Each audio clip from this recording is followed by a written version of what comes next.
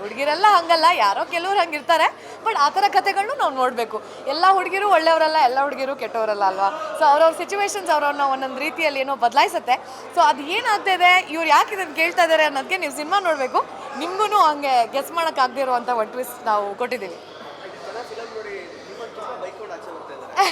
ಒಳ್ಳೇದು, ಹಂಗಾದ್ರೆ ನಾನು ಗೆದ್ದಿದ್ದೀನಿ ಆ್ಯಸ್ ಅನ್ ಆ್ಯಕ್ಟರ್ ಅಂತ, ಅದೇ ಖುಷಿ. ನನ್ನ ಕೈಲಿ ಆ್ಯಕ್ಚುಲಿ ಆ ಆ್ಯಕ್ಟಿಂಗ್ನ ತೆಗ್ಸಿದ್ದಾರೆ, ಇಲ್ಲ ಆ ಪಾತ್ರನ ಹಾಗೆ ಬರೆದಿದ್ದಾರೆ ಅನ್ನೋದು.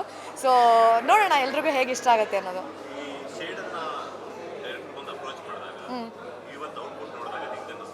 ತುಂಬ ಖುಷಿ ಆಯಿತು. ಆ್ಯಕ್ಚುಲಿ ನಾನು ಅದೇ ಹೇಳ್ತಾ ಇದ್ದೆ, ಹತ್ಕೊಂಡು ಟಿಶ್ಯೂ ಪೇಪರ್ ಕಣ್ಣೋರ್ಸ್ಕೊಂಡು ಬಂದು ಇಲ್ಲಿ ನಿಂತ್ಕೊಂಡಿದ್ದೀನಿ. ಯಾಕೆಂದರೆ ಕ್ಲೈಮ್ಯಾಕ್ಸ್ ನನಗೆ ನಾನು ನಿನ್ನೆ ಆ ಗಡಿಬಿಡಿಲೆಲ್ಲ ಅಷ್ಟು ಕ್ಲೀನಾಗಿ ಕೂತು ನೋಡಿದ್ದಿಲ್ಲ.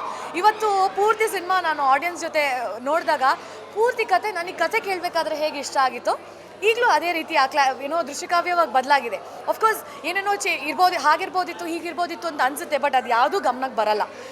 ಕಥೆಯಾಗಿ ಹಿಡಿದು ಕೂರ್ಸತ್ತೆ ಆ್ಯಂಡ್ ಎಲ್ರಿಗೂ ಅದು ಇಷ್ಟ ಆಗತ್ತೆ ಆ್ಯಂಡ್ ಡಿಫ್ರೆಂಟಾಗಿ ಒಂದು ಫೀಲಿಂಗ್ ಕೊಡುತ್ತೆ ಅನ್ನೋದು. ಆ್ಯಂಡ್ ಅದನ್ನು ನನ್ನ ಪಾತ್ರನ ಈಗ ಸ್ಕ್ರೀನ್ ಮೇಲೆ ನೋಡಬೇಕಾದ್ರೆ ನನಗೇನೆ ಹಿಂಗ್ಯಾಕೆ ಆಯಿತು, ಇಲ್ಲ ಈಗ್ಯಾಕೆ ಮಾಡ್ತಾ ಇದ್ದಾರೆ, ಎಷ್ಟು ಚೆನ್ನಾಗಿದ್ದಾರಲ್ವಾ ಇಬ್ಬರು ಅನ್ನೋ ಎಷ್ಟೊಂದು ಆಡಿಯನ್ಸ್ ಹೆಂಗೆ ರಿಯಾಕ್ಟ್ ಮಾಡ್ತಾರೋ ನಾನು ಹಾಗೆ ರಿಯಾಕ್ಟ್ ಮಾಡಿದೆ. ಅದೊಂದು ಖುಷಿ ವಿಚಾರ.